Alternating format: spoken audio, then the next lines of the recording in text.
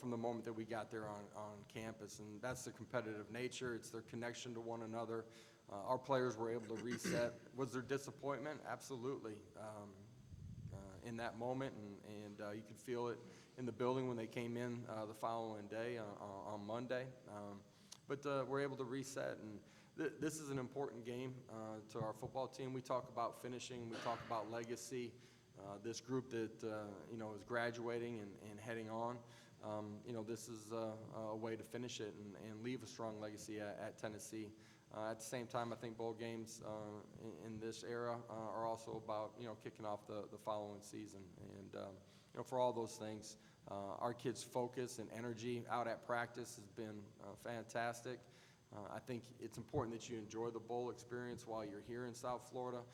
But when you're in meetings and you're on a practice field, you got to be dialed in and locked in. And I really like how our guys have handled the week up until this point. Well, I mean, you got to manage the disappointment. There's certainly disappointment anytime you lose a game. We all go into the season want to win every game.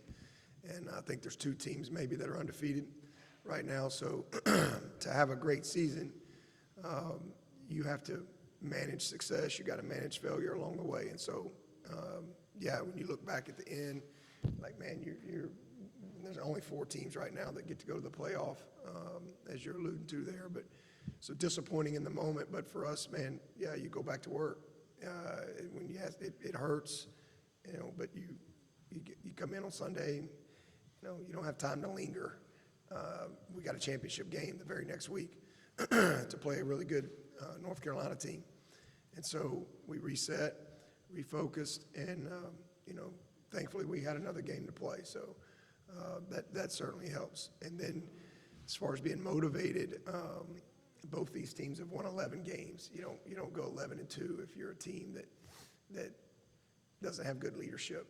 And, because it's hard to win. It's really hard to win.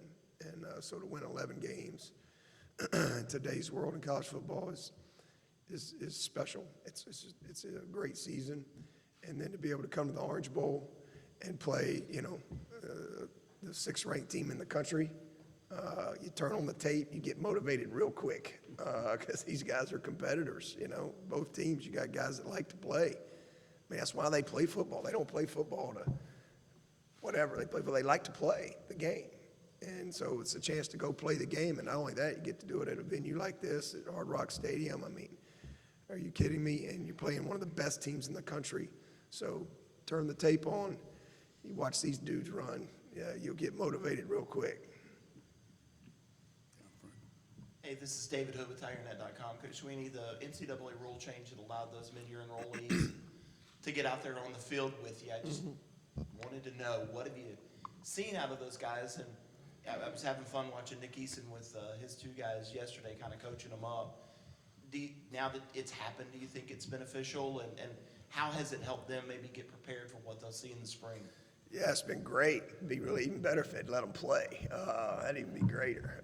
It's been fun having those guys, I think speeds up their acclimatization process and, just kind of getting the feel of guys. And, most of the time they get here in January, they're right into school, and then they're in the off-season program training and mat drills and spring ball. And so to be able to kind of have a visual, even though it's not a normal game week, to just kind of be exposed to that a little bit, to be around some of the guys that aren't going to be here when they get going, I think it's a unique opportunity as well. So I think it's been great. I'm glad they did that. And then to be able to also put our eyes on them as far as having the first opportunity to really coach them, in meetings. And then part of what we have always done in bowl prep is we get a lot of work, on Clemson, fundamentals, technique, kind of back to some basics. We get a lot of work on the opponent. And then we do a lot of JV work. We kind of create a JV season, if you will. And we have a couple scrimmages, and we have a lot of fun with the young guys. So, and a lot of a lot of that. So those guys were able to, they couldn't scrimmage because they couldn't get to that point. But to be able to get to work with them in individual drills and technique and coach them is very beneficial for them and us. And I think just, again, it's been a lot of fun. There were 5 of them that got the opportunity to come. And I think they've really enjoyed it. And they're all they're what we thought they were, off the hoof.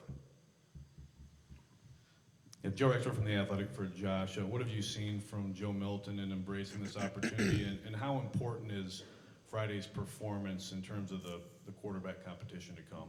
Yeah, I mean, Friday's important because, this is the last game for this football team this season, and it's the end of that culmination.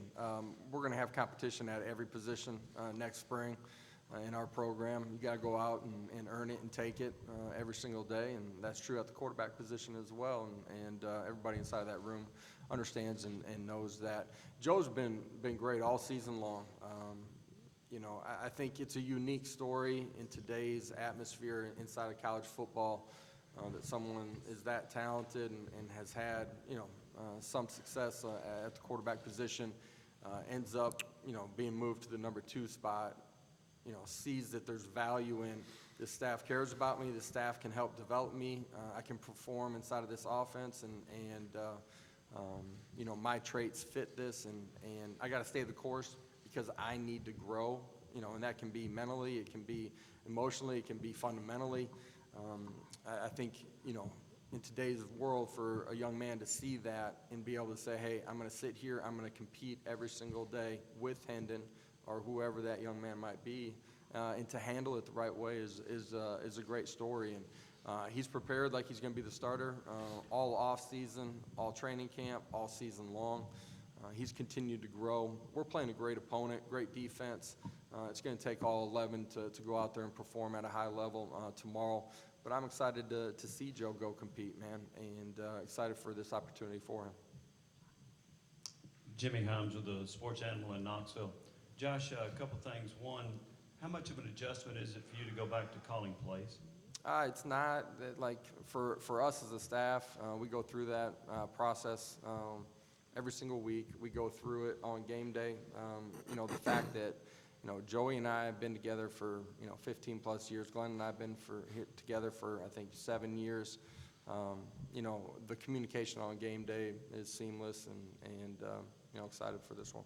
And have you started the process of interviewing for an offensive coordinator? Yeah, we'll do all of that, handle all of that on the back end of the bowl season. Just everything that's going on inside of college football. After the regular season finishes, we'll handle all that at the tight end position here on the back end of this bowl game. Todd Summers, WSPA TV. For both coaches, with the opt-outs and the transfer portal affecting your roster for a game as significant as the Orange Bowl is, do you see that as an issue? And secondly, is there a fix going forward for bowl games in the future? Would this seem to be a trend?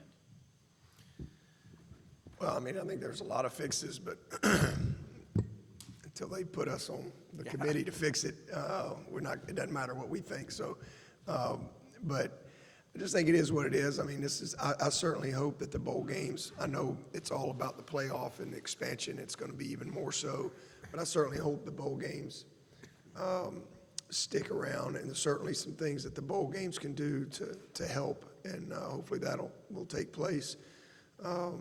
But, at the end of the day, things have evolved in college football, and bowl games are a great experience. It's an opportunity to go play. You get 365 days. If everything goes perfect in our world, you get 15 days to play the game that you love, right? So there's 350 days. What the heck are you doing? You're just working and training and grinding. And so it's another day to go play. It's an opportunity to finish your season. It's an opportunity to get an unbelievable experience. Having played the game, those are some of my greatest memories and experiences. It's just like this week. Yesterday, those guys out there and having a big time on the beach yesterday afternoon, they'll never forget that. These are young people. We forget that. And so they've had a lot of fun this week. You get to play some unique, watching the game last night, what a great game. It's TV likes programming, right? People like to watch football. But I think as far as, getting ready for the game, It's a chance to develop your team. It's a chance to finish this season. It's a chance to develop your team for next year. And it's a chance for those seniors. Not all these guys are going to go play pro ball. It's a chance for them to play another game. You know, and a lot of them they're going to be done. And then if guys don't want to play, then don't play, and go do whatever you're going to do. So I certainly hope that it's here to stay for a long time. But, you know, there's lots of things that can, I think, make it better as we move forward. Scott Eisberg from WCIV in Charleston. Josh, just wanted to get your reaction when you turn on bowl games and you see these tributes to Mike Leach. You saw the one last night, the penalty, and a couple coaches have worn shirts. Just your reaction and what you think each time you see it, and also if you have anything planned tomorrow to kind of honor him. Yeah, Mike was instrumental in my opportunity to play at a high level, to coach at a high level. He's the guy that gave me my start, and you know, he meant so much to so many people around the country, inside of college football and outside of it. I think, you know, he's really unique in that way that you truly got a chance to see how his mind worked and operated, and you know, he had so many passions outside of the game as well. You know, you know, we lost somebody that made college football extremely interesting and changed the landscape of it. You know, at that time, college football was played in a box around a lot of the country, and you know, his vision of playing out in space is how college football is played today.